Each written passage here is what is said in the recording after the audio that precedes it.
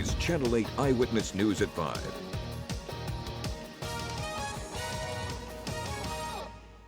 Why isn't the state of Iowa competing with Nebraska for this great project, for the great jobs that would come? Why isn't Colorado competing? They don't want it. We are collateral damage because we are directly in the route from Alberta to Houston. Hundreds of people speak up in York today for a pipeline hearing. Good evening, everyone. Thank you for joining us. In March, President Trump signed an executive order okaying the Keystone XL Pipeline. Yeah, the pipeline would transfer oil from Canada to the Gulf Coast. Channel 8 Eyewitness News reporter Abigail Wood was in York today and has more on tonight's top story. Abigail? Well, the other two states involved, Montana and South Dakota, have already agreed with the pipeline route. Nebraska is the last holdout.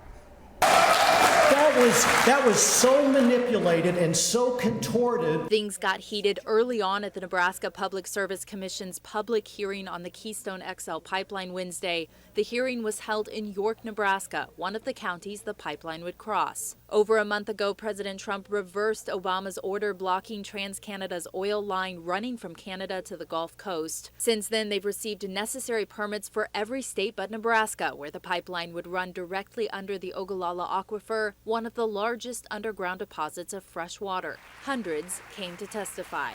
We're putting our lives on the line because we know it's for the future generations. And create 4,000 good-paying construction jobs. Proponents of the pipeline largely focused on jobs, claiming it would bring as many as 4,000 to Nebraska.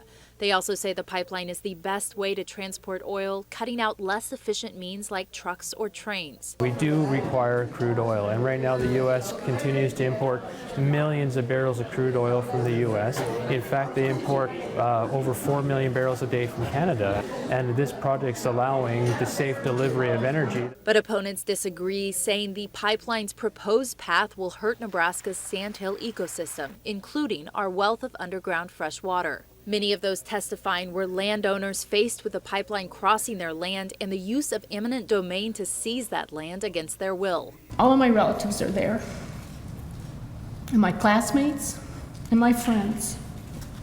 And you can't take their land. Some opponents even referenced the controversial violence surrounding the Dakota Access Pipeline, saying it was a dress rehearsal for their response if TransCanada got the go-ahead. And I will do whatever it takes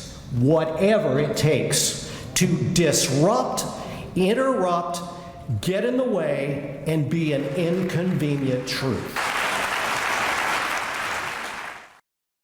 Now, nothing was decided today. The commission will hold another hearing the second week of August at the Cornhusker Marriott in Lincoln. A decision has to be made by November 23rd. All right, Abigail Wood with an update on this story. Thank you.